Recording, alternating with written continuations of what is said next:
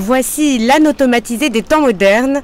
Baptisé Bodérobe pour robot, ce véhicule équipé de capteurs peut suivre une personne pour transporter des matériaux de construction ou des produits agricoles. Démonstration. Là, je vais lancer l'accrochage, donc c'est-à-dire demander au robot de me détecter et de me suivre. J'appuie sur le bouton, il m'a repéré, maintenant il me suit. C'est quelque chose qui a été pensé pour être vraiment très simple. Je porte sur moi aucun équipement électronique. C'est posé la question justement, est-ce que porter un petit équipement électronique était quelque chose qui serait accepté par des ouvriers agricoles? Et c'est toujours plus un inconvénient d'avoir un équipement sur soi qu'il faut donner à son collègue pour lui dire maintenant c'est toi qui vas prendre le véhicule et le suivre. De cette manière, le véhicule peut suivre n'importe quelle personne. On se place devant, on appuie sur le bouton, le véhicule repère les jambes et suit la personne qui était devant. On veut demander à son collègue de prendre la suite. Le collègue vient, appuie sur le bouton et le véhicule va suivre le collègue. Ici, vous pouvez voir un appareil noir, c'est un capteur de distance, et c'est ce capteur entre autres qui participe donc au suivi de la personne en repérant ses jambes.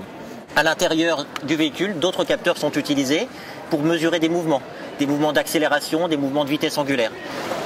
Un demi-tour sur moi-même, je peux récolter des fruits, les mettre dans le bac, le véhicule ne bouge pas. Je fais des allers-retours, je peux remplir des légumes. Et le véhicule continue dans sa fonction. Alors le but n'est pas de remplacer l'humain, mais de travailler en collaboration avec les ouvriers agricoles.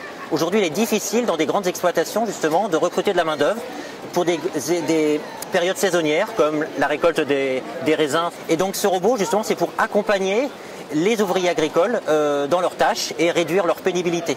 Aujourd'hui, ces personnes peuvent, dans certains cas, porter 70 kg avec des hottes quand on va récolter du raisin. Là, aujourd'hui, on a un robot qui va suivre l'ouvrier et qui va porter cette charge. On va à terme ajouter d'autres fonctions d'intelligence sur le robot, notamment l'aspect convoyage automatique. Quand on récolte, il peut être intéressant que le robot, automatiquement, retourne au camion qui est à proximité de la parcelle pour pouvoir se décharger.